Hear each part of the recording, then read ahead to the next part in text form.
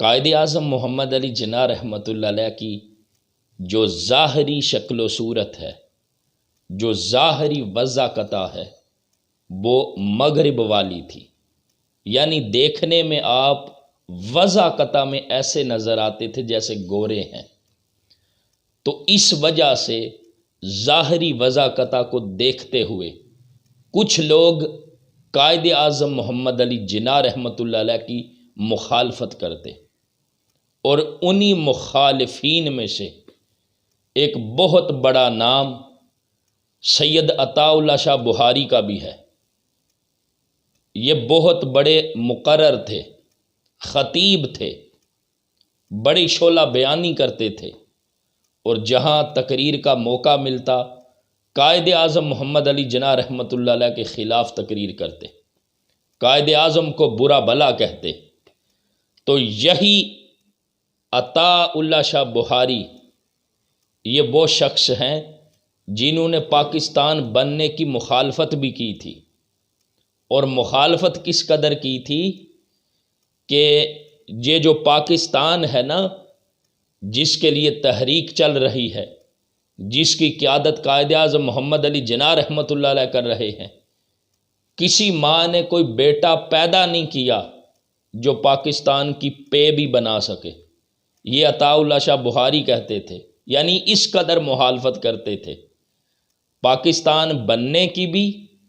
اور پاکستان کے لیے جد و جہد کرنے والے کی بھی۔ لیکن یہی عطاء اللہ شاہ بخاری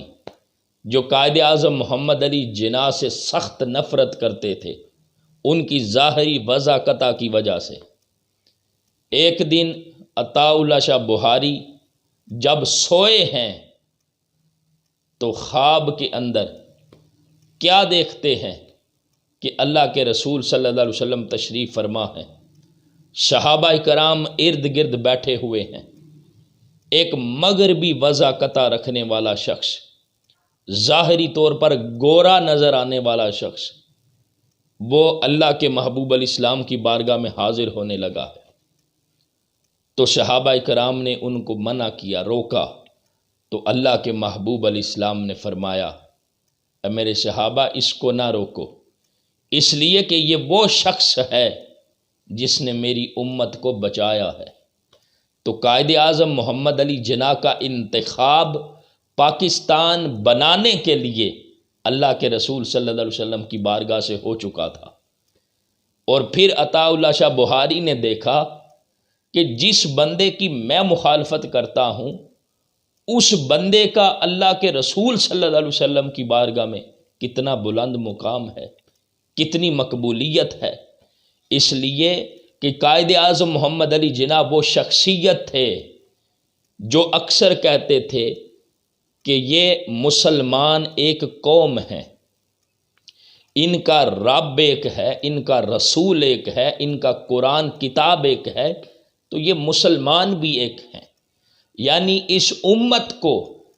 امت واحدہ بنانے کے لیے قائد اعظم محمد علی جناح رحمۃ اللہ علیہ ہر وقت کوشش میں لگے رہتے۔ اور ایک وقت پھر ایسا بھی آیا، اللہ رب العزت کی رضا، منشاء خدا بندی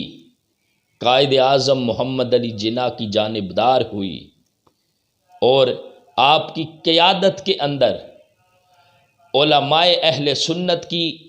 کوششوں اور کاوشوں کی وجہ سے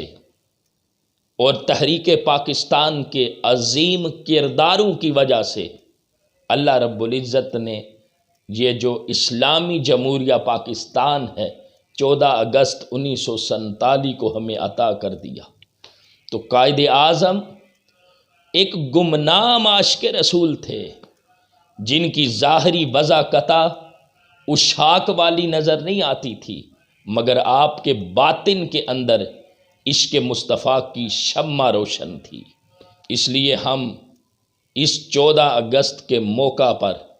بابا قوم قائد اعظم محمد علی جناح رحمۃ اللہ علیہ کو سلام پیش کرتے ہیں، اور اللہ رب العزت